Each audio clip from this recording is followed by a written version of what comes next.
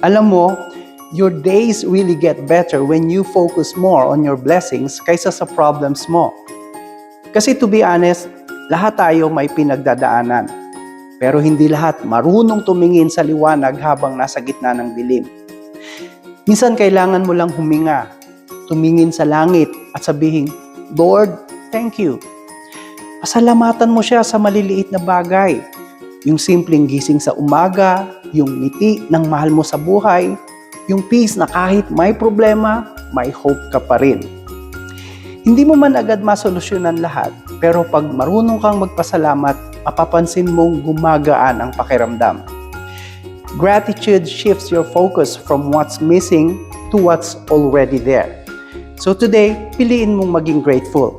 Count your blessings, live lighter, smile more.